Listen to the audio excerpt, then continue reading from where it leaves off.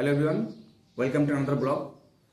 আজকের এই উপস্থাপনে আপনাদের দেখাবো যে সমাজ থেকে এখনও ভালোবাসা নামক যে বিষয়টি সেটা এখনো হারিয়ে যায়নি। বড়দের মন থেকে যদিও বা এটা হারিয়ে গেছে, কিন্তু ছোট ছোট শিশুদের সেই ফুলের মতো মনে এখনও কিন্তু ভালোবাসার জায়গাটা আছে। আমরা মানুষ হয়ে মানুষকে ভালোবাসতে পারি না। আমরা কি করি না, কেউ যদি দুঃখ পায়, কষ্ট পায়, সেটা দেখে আমরা আনন্দ অনুভব করি। কিন্তু একটা শিশু তার মনে যে ভালোবাসাটা পোষণ করে বা একটা শিশুর মনে যে ভালোবাসাটা থাকে, সেটা কিন্তু মানুষের কান্না তো দূরের ব্যাপার, একটা পশু যদি কষ্ট পায় সেই কষ্টেও কিন্তু সে কষ্ট পায়। ঘটনাটা একটু বলি। আজকে স্কুলে টিফিন আওয়ারে আমি দেখছি আমারই এক সন্তানসম ছাত্র, সে খেতে বসে কান্না করছে। আমি তাকে জিজ্ঞাসা করলাম যে তুই কেন কান্না করছিস? তা সে আমাকে বলল যে ছাগলছানা কষ্ট পাইছে।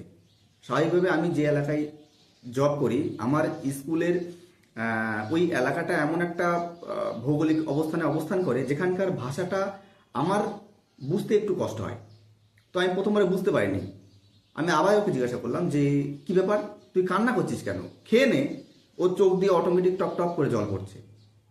ও তখন বলছে যে ছাগলছানা কষ্ট পাইছে। আমি তখন বিষয়টা একটু বুঝতে পারলাম।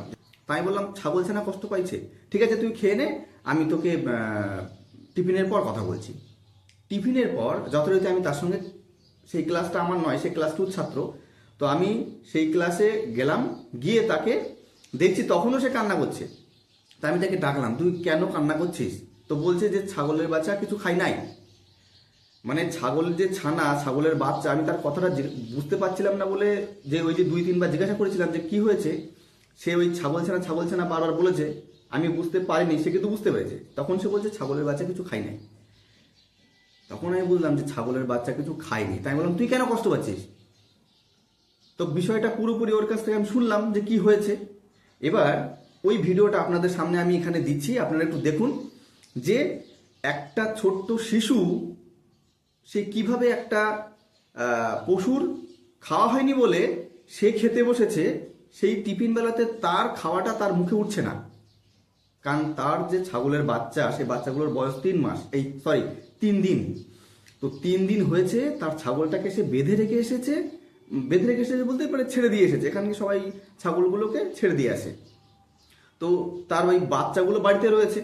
এবার মা ছাগল যেহেতু ছাড়া রয়েছে, সে অন্য জায়গায় ঘাস খাচ্ছে।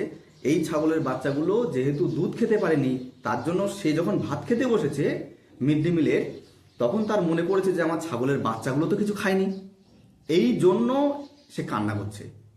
তার মানে আমাদের এখনো ভাবতে হবে যে ভালোবাসা কিন্তু আমাদের সমাজ থেকে হারিয়ে যায়নি। তো এই মেসেজটা দেওয়ার জন্য বা এই উদ্দেশ্যে আমি ভিডিওটা বানিয়েছি যে দেখুন, শিশুদের সরল মনে মানুষের প্রতি তো ভালোবাসা থাকেই থাকে, একটা পশুর প্রতিও ভালোবাসা থাকে। যেখান থেকে আমরা সমাজের যারা এখন আমাদের নিজেদেরকে যাই বলি না কেন, বড় বলি বা অ্যাডাল্ট বলি, আমাদেরকে অনেক কিছু শেখার আছে। সবাই ভিডিওটা একটু দেখুন এবং কমেন্টে জানাবেন কার কেমন লাগলো। তোর ছাগলের জন্য কান্না পাচ্ছে?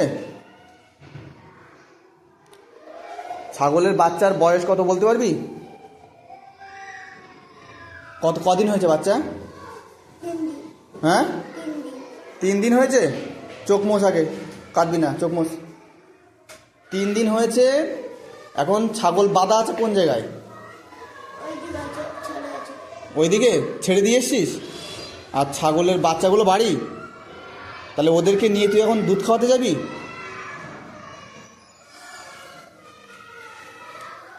কষ্ট লাগছে?